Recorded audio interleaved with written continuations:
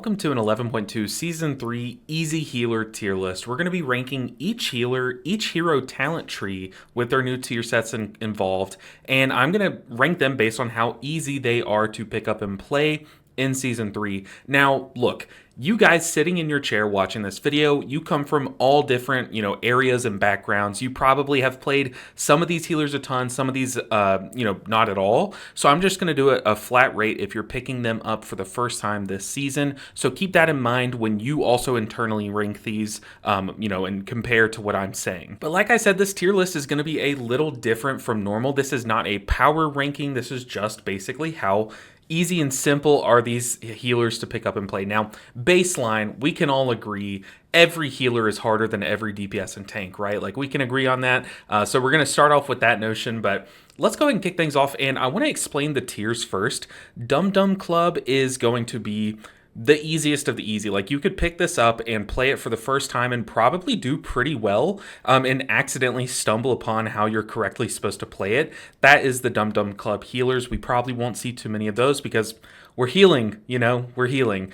Second off, we got 4-rep Larry. Okay, these specs are the ones where you're probably going to be a little crappy your first few dungeons, maybe, 3 or 4 dungeons, you might suck a little, but over those 3 or 4 dungeons, you're going to kind of notice and recognize the repetition, the patterns that spec plays through, the gameplay loops, and after 4 reps, you're going to be a gamer, okay? So that is what 4-rep Larry is. Bigger learning curve is kind of a broad category. These are some of the specs, like, to paint a picture, they might start off where you're kind of starting off where you would with 4-rep Larry, but you could just progress and learn for so much longer. Like, this might take the entire season to master, or it starts off very difficult. You're probably going to be lost for a long time until you either watch a guide or get a bunch of reps in. That's kind of what bigger learning curve is. It's just a stretched out learning curve. No matter where it starts, no matter where it finishes, it will just be harder than 4-rep Larry. And then finally, we have only for masters. This is, you're probably going to have to practice on the other hero talent tree before you try out anything that lands here, because the loops, the rotation, a lot of things just probably are more complicated, more complex in how the tier set behaves and stuff like that. So that is these tiers. That's where things are going to land. Now, you're probably already noticing that there are 2 extra tiers. This tier, the tier set adds complexity. So before we rank things, I'm going to place them in either this or that. Tier changes nothing, and then they're going to land in which tier they go to. That way you get a better picture. And we're going to kick things off with Oracle Disc Priest. Now, Oracle Disc Priest, a lot of people kind of meme on it because, compared to what Disc Priest has been in the past, this is the Dum Dum Club version of Disc Priest. However, the tier set, I would say, kind of adds a little bit of complexity compared to some of these other tier sets. You're going to see some of the tier sets that literally add nothing in terms of how you play it, but adding those Premonition of Insight stacks onto your Piety and Solace does kind of change what you want to do, especially on top of Piety, because you're going to want to spam penances and use those insights on penances, but you might need to AoE shield. It does add some decision nodes, whereas like I said, some of these hero trees just don't. So it does add some complexity. However, you're still playing Oracle Disc Priest at the end of the day, but I will put this in 4-rep Larry because I think we can all agree, no matter how easy Oracle Disc Priest is, once you kind of get the hang of things, it does kind of have that short learning curve where you're just playing Disc Priest. You need to learn how Atonement works, how to optimize atonements, maintain atonements. Some of the cooldowns can be pretty finicky, like Premonition of Insight just is a finicky cooldown, especially with how many different combinations you can use it with. Like if you want to shield before damage, or shield penant, weird little combinations like that. On top of that, your cooldown Ultimate Penitence, you do need to make sure that you get into the habit of radiancing beforehand, or it almost does nothing unless you target your allies with it. So I would probably put Oracle Disc Priest at 4-rep Larry, just off the premise of this video with us starting with each healer being brand new, if you are brand new to picking up the spec for Season 3. Next up, we have Voidweaver Disc Priest. Now, this is a perfect time to kind of describe these does the tier set change anything or nothing? Yes, obviously all tier sets have an effect, right? They do something. They have text listed, right? But what I'm talking about is they don't really change too much about the gameplay loop. And I think Voidweaver is a great example of this. You pop your Mindbender, you press Mind Blast to enter Schism, and then you just start blasting. Literally, Void Blast, Mind Blast, like you do all that nonsense, you do your penances. I will say, like, in my testing, the tier set does kind of free up your penance a little bit in your Mindbender windows. Whereas before, you would just, you would summon Void Mindbender, and then you would Mind Blast to enter Schism and enter your Void Summoning, whatever it's called. And then you would penance, like immediately after, to try to expand your Entropic Rift. That's not necessarily what you do now. You can kind of like Void Blast a little because they're stronger with this tier set, and then save that penance for if you know you're about to have to move, or if you need that bigger burst like as a delay. So I will say it does change a little bit, but it's not enough to move it down into this tier set as complexity category. As far as where this lands, like this is more of the traditional Disc Priest sense, where you're relying more on atonements than you are on your power word shields. And I will say that this build, although it's very powerful, does big damage, does big healing, it does have a weakness that you do need to practice getting used to, and that is spot healing. And I will say this dungeon pool has a lot of spot healing, so you do kind of need to learn, like, when can I, like, do I need to save my penance for a big dot that's coming up that a boss applies? Because a lot of these bosses this next season are going to apply 2 dots, you dispel one and have to spot heal the other. So I will be putting this in bigger learning curve, just because, just like Oracle Disc Priest, you do have that baseline difficulty of Disc Priest. However, with Voidweaver, it's more digging into that, like really chiseling down all of those niche things that Disc Priest has to learn, like how to balance atonements, how to do big ramps, when to time your ramps, that kind of thing, how to do spot healing with a spec that really doesn't have any good spot heal options like your Oracle Disc Priest does. Moving on to Shaman, we're going to start off with Farseer. Now, obviously, like I said, the tier set does have text on it, right? But really, it doesn't really change too much because you are Ancestral Swiftnessing on cooldown, especially now, because it's what your tier set kind of plays around. However, you were kind of trying to find ways to do that anyways before, so really the tier set just says, hey, make sure that you Nature Swift or Ancestral Swiftness on cooldown to get that empowered ancestor, and then also to enter in that like rapid reduction phase where your lava bursts are coming off cooldown. Now, Farseer is a little weird because on one hand you are playing Restoration Shaman, and it does have a large learning curve, like almost every healer does. However, it does start off at like an easier foundation, a more simple foundation, because of just how its healing spells heal. You also have a lot of passive throughput. Just make sure that you're staying on top of your healing reigns with this build, especially if you've played Totemic in the past. You're probably not used to casting healing rain that often. However, it is your best source of damage. Still, your acid rains, and on one hand it will take like a couple of reps to really get used to using your Unleashed Life and your Ancestral Swiftness on cooldown, because those two spells really need to be used so that you are maintaining your burst with your ancestors. However, I do think that this is just going to be, like, it's especially highlighted once we get to the Totemic section, but there is a lot more upkeep with this, and it's kind of up to you to heal, whereas with Totemic, you kind of set your totems down, and they do a lot of the lifting. With this build, like, you're the one casting your chain heals. You're the one casting your healing rain. You also have to squeeze in those damage globals, because if not, you're going to run out of mana really quickly. So I do think that Farseer Shaman, for a Shaman spec, does have a bigger learning curve. Especially, like I said, once we talk about Surging Totem and Totemic Shaman. Now, this tier set I would say it does add complexity. Now, that's kind of basing it off of the fact that I think Totemic is it's just one of the more beginner-friendly healer talent trees to learn. However, this tier set kind of does say, hey, after you press your Surging Totem, make sure and consume your elements. Because if you don't consume those whirling elements, this tier set does nothing. It also does encourage you to time your downpours, which, you know, you really, really need to be playing around these things, or you're just not getting the full effects. Right now, look, I know some people are probably already commenting, Totemic does have a bug. I'm ignoring that bug for this video, because if I did, it would just skew how this is ranked or how I would rank this, but I still do think that Totemic is either 4 Rep Larry or Dum Dum Club. However, the reason why I'm going to put it into 4 Rep Larry specifically is because of Downpour and the tier set.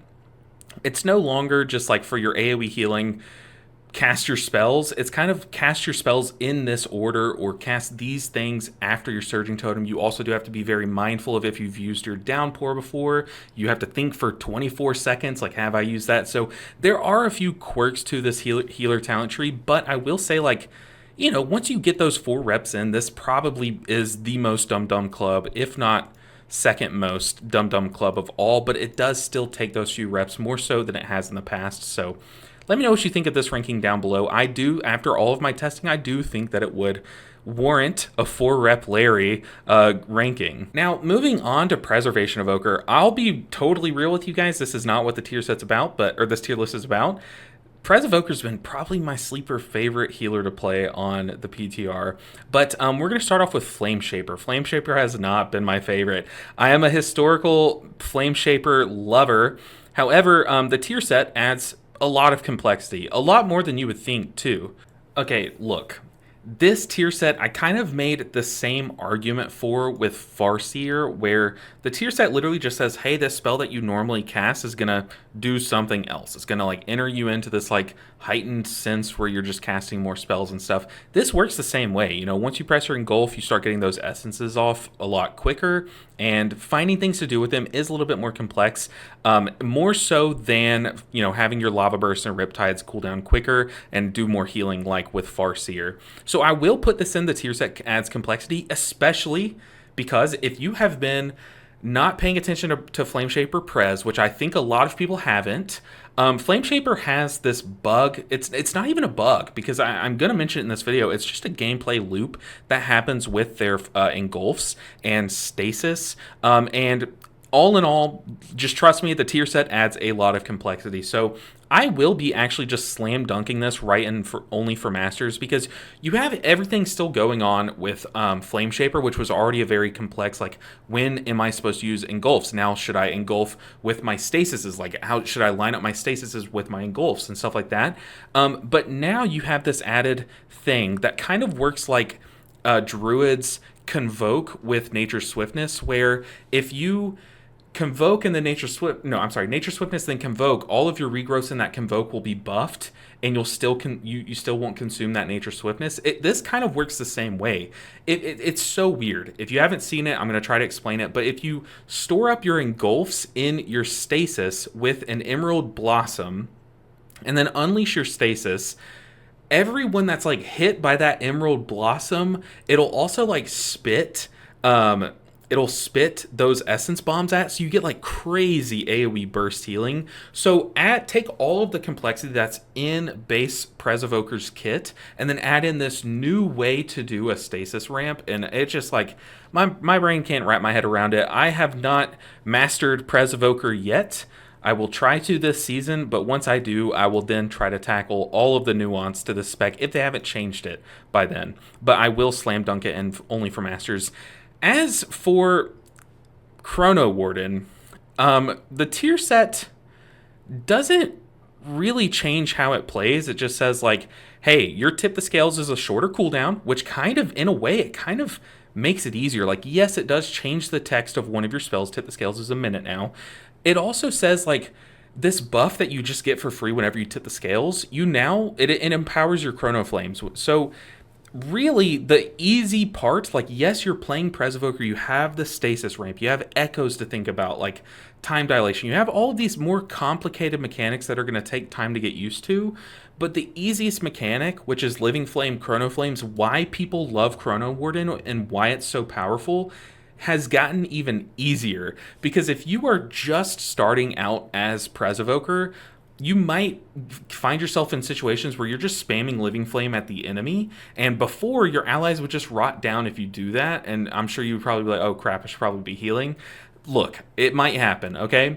Now, your Living Flames are going to be cleaving Chrono Flames onto your allies when you're spamming on a single target with those Living Flames, so that's just one thing that's like, look, spam Living Flame. It's a good baseline. If of all of these specs, if you just took one spell and said this is the spec, Living Flame is going it's going to take you the furthest. Like maybe if you add like Healing Surge or Power Word Shield, people would still die, you know? But you could probably time like a +6 by just casting Living Flame. I know it's a meme. Well, I guess you'd have to cast Tip the Scales too.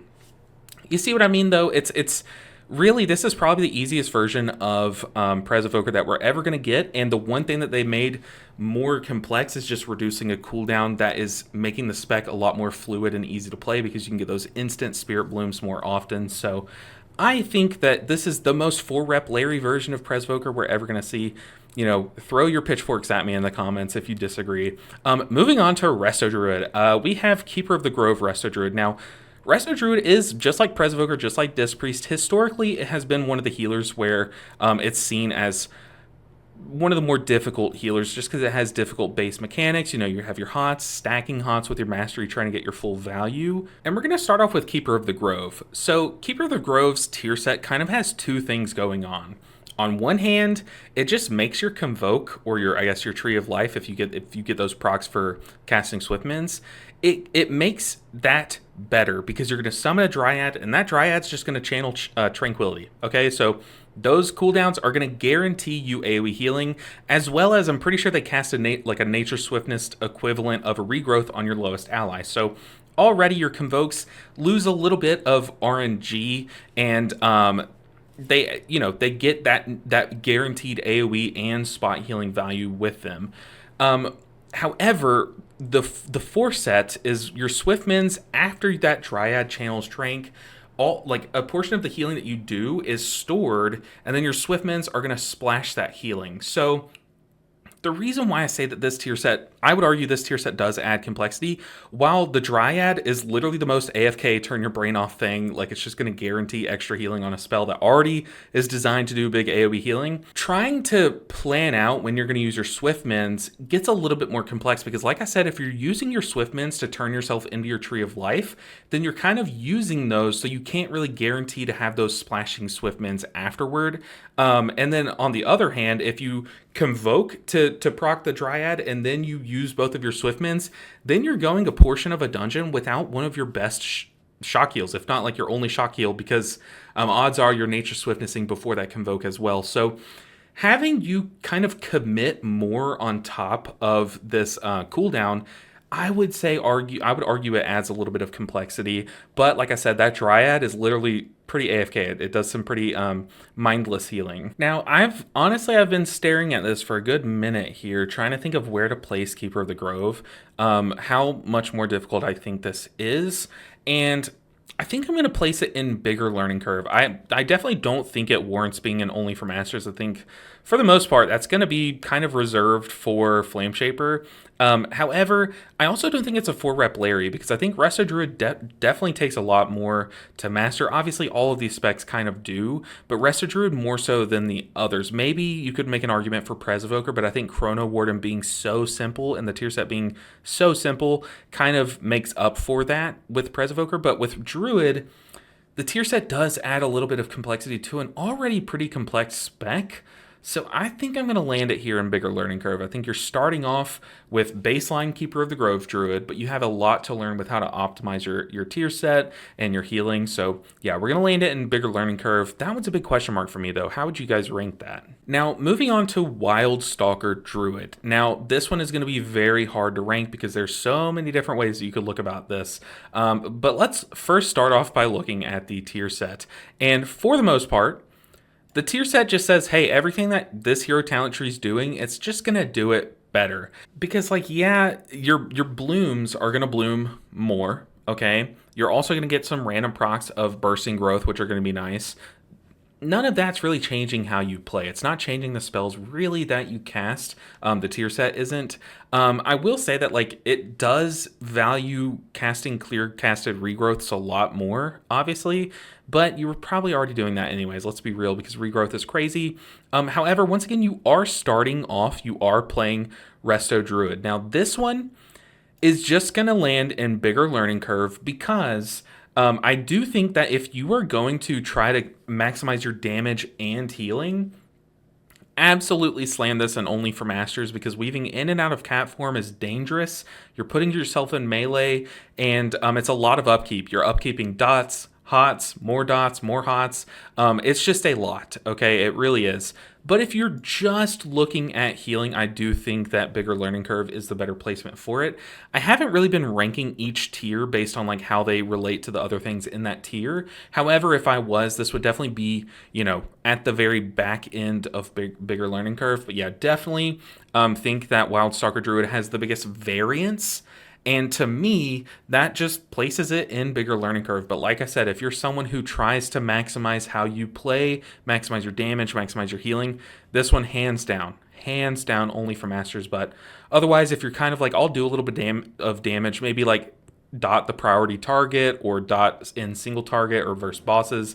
Outside of that, dude, I'm just chilling. I might put Sunfire on something, make my life easier. Then yeah, this is definitely a bigger learning curve. Now moving on to Mistweaver Monk, we're going to start off with Master of Harmony. And look, this tier set is really strong. And although it does change the thing that your spells does, it makes your Tiger Palm stronger. There's a little bit of like weirdness with your vitality. Really, all it says is, hey, as you play, you're occasionally going to get a stack that you could literally not think about and be okay with, you know? So I'm going to keep this in. The tier set changes nothing about how you really play this spec, or especially when you're first picking it up, you probably will not even think about this tier set, and that's okay. Okay, you can just focus on learning Mistweaver. That being said, you are learning Mistweaver, and while Mistweaver has one of the more complicated like healing cooldowns to maximize than KotG, it does have some very basic other ones. Like Shaylin's Gift is kind of easy to learn how to play. Just press it when the number says 7 or higher, you know? Revival's pretty dang simple. Crackling Jade Lightning, sure. The only real things are that you have to maintain Jadefire Teachings. So like the baseline of Mistweaver is kind of, you could probably land it, you know, wherever you want to. However, I will say that with Master of Harmony, you are so much more optimized to just stick to your base rotation, your 4 core spells, your Tiger Palm, Blackout Kick, Rising Sun Kick, and then maintain Jadefire Teachings, especially because this tier set and the hero talent tree really prioritize that. Now look, this spec has a very big learning curve, especially Master of Harmony. I think I think there's a lot to learn with the spec, how to optimize your Aspect of Harmony dots and hots and whatnot. But I think if you're someone who is just picking it up, you could probably just press the same 4 buttons and maybe time a key. I mean, like, it depends on how easy the key is. No, I think we just have to put it in 4 rep Larry, because it does take a little bit to master just how to play with Master of Harmony or Aspect of Harmony, Vitality. And you are weaving in and out of like casting and punching and kicking, especially with the Vivify change. Man, this one's hard to rank. Just know, this tier set, this hero talent tree is extremely easy to pick up and play, but it has a big learning curve. The hero tree does. However, it's just so much more simplified than it used to be. You're like almost never pressing spinning crane kicks. You don't really have to think about how many targets I'm hitting with this build. Yeah, you just punch and kick. Oh man, yeah. I mean, KotG's so I'm struggling. I'm struggling to place this. Look, I will be putting it in 4 rep Larry. If I were ranking each individual tier, it absolutely would be closest to Dum Dum Club. I do just think that there is a little bit of nuance with playing Mistweaver and being melee that I think you guys would scream at me if I put it in Dum Dum Club. So we're gonna put it in 4 rep Larry, but just know, okay? Especially if you watch my guide, it becomes super easy, so watch my guide. Okay, we're going to talk about Celestial Conduit of the Celestials, Mistweaver Monk. Now, this tier set adds a lot, okay? This tier set adds a lot because it kicks you into overdrive. It gives you 10% haste. They've now nerfed it. Before, I would have put this a lot harder than I did because you just have so much haste, you have no way to handle it, right? Now that they've nerfed it, it's a little bit more manageable, a little bit easier to kind of keep up with the pace of what you're doing when you have that buff. Before this season, like Season 2, this would have been a lot easier than Master of Harmony, because Master of Harmony has Vitality, Aspect to kind of master, whereas Conduit is just a button that you press and it's basically another AoE healing cooldown. However, This tier set adds a lot. It adds the a buff that you're managing. Like you not only have to keep up with it, but you have to like manage it and try to maintain it as much as possible. And while you're maintaining it, your cooldowns are going like rapid fire. So especially in single target, keeping up with all those rising sun kicks is really difficult. On top of that, you really need to be catching that Thunder Focus Tea as soon as it comes off cooldown. That way you can maximize how many Jade Empowerment stacks you have. So it really does add a lot. Like giving yourself that buff, the Heart of the Jade Serpent buff more often, all that haste, it adds up. It really does add up. And I will be putting this in bigger learning curve because like I mentioned with Master of Harmony, Mistweaver I do think is one of the more like bigger learning curves. Like you can play it at a baseline level and just press the same damaging spells over and over and literally turn off your UI. There'd be some deaths, but you might make it through a dungeon. Or you can try to maximize and really weave in and out of casting and applying those enveloping mists before your cooldown. And you do also have to kind of like when I mentioned with Disc Priest, how you do have to make sure like it does take a little bit of practice to make sure that you cast Radiance before your ultimate penitence. With Mistweaver, you do have to make sure that you're maintaining that Jadefire teachings at all times. If not, you are failing, and your Crackling Jade Lightnings will not do any healing. But at the end of the day, nothing is easier than pressing Crackling Jade Lightning in AoE packs and watching it heal. Like literally nothing in the game is that easy. Maybe pressing Trank, maybe I don't. Maybe putting down a Spirit Link Totem. I don't know, but it's very very easy in AoE. But in single target bosses, it does get a little bit more nuance. So I will be saying that definitely this is the harder spec or hero tree now, and that's just where I'm landing it. Okay, that haste, it's kind of like a mechanical bull. I used to think it's like it was just impossible. Like you'd eventually just like get lost. You're trying to keep up with all this haste that you have and you just get lost and you're just pressing buttons and the last button that you spell queued is getting cast and you're just like lost. But now it's more like riding a mechanical bull with this lesser haste, and I don't know, it's a pretty nice challenge. I highly recommend it. It's a lot of fun. Moving on to Holy Paladin, we're going to start off with Lightsmith, and Lightsmith, their tier set is really sick. Okay, I am a huge fan of Hammer and Anvil, but realistically, with what you're doing, you're still pressing Judgment and then Crusader Strike and then casting your Holy Shocks when you need to. Like, you're literally still pressing all the buttons that you did in Season 2 with Lightsmith in the same order. Nothing is changing other than the fact that you are now getting free value on your Crusader Strikes, and you're also getting, well, if they crit, and you're also getting free value on your next Holy Armament. That's it, okay? It's literally the same thing, so the tier set adds nothing. It adds nothing. As for where to rank it, this is kind of the first time I'm mentioning this in the entire video, but dude, the buffs that they have done to Holy Paladin have made it so much easier because, like, your Holy Shocks slam a health bar, okay? And you're same with your Word of Glories. Like, they have really buffed this spec a lot, and it's made it a lot more simple than it was before when you were really struggling to keep up with the damage. On top of that, the spec just has bonus damage. You are going to be playing for your 1 minute cooldown Avenging Crusader, and outside of Crusader, you are a lot weaker. However, like I said, the buffs to the spec, the only reason why I'm mentioning them is because it makes that downtime easier. It makes it easier to manage because your base healing kit is doing more healing. However, I still think Holy Paladin has a lot of nuance to it. You have so many utility spells that behave way differently than any other spec. Like, what other spec has to put their external on the tank and then cast an immunity on themselves? You know, like, there's just a lot of nuance to a lot of their utility. So I will be saying that plus the base nuance with Holy Paladin spec, I think it just baseline stays out of Dum Dum Club. You guys can flame me, roast me in the comments if you want to, but I just think that Holy Paladin probably couldn't be in Dum Dum Club, although now Season 3 Lightsmith is pretty dang close. Okay, it's pretty dang close. So that's where it's going to land. It's going to land in a 4 rep Larry. It would take a little bit of time to get used to, like, you know, how to heal around your beacons, how to manage your cooldown, because it's very important to maintain, how to heal outside of your cooldown, that kind of thing. After that, though, we have Herald of the Sun, and Herald of the Sun takes what I just said to the extreme. Now, let's go ahead and talk about the tier set. It changes a little bit. Like, you might want to delay your Holy Prism for, you know, after the initial value of your Avenging Wrath ends. That way you can stagger your Holy Prism and have it during your Extended Suns avatar. What's it called? Suns... Wrath, I think is what it's called. Anyways, so I will say that their tier set does add a little bit more complexity, but it does kind of fall under that category of it just buffs what your stuff's already doing. In this sense, it does kind of extend what your main cooldown's already doing. So it does make your cooldown last longer. However, you are outside of your cooldowns a lot longer than you are with Lightsmith, because Lightsmith's a 1 minute cooldown, Avenging Wrath is, Avenging Crusader is a 1 minute cooldown, Avenging Wrath is a 2 minute cooldown. However, this spell, or this hero talent tree, really benefits as well from the buffs, and the downtime has become a lot easier. You're still just giga cracked during your cooldown, it's just a lot longer.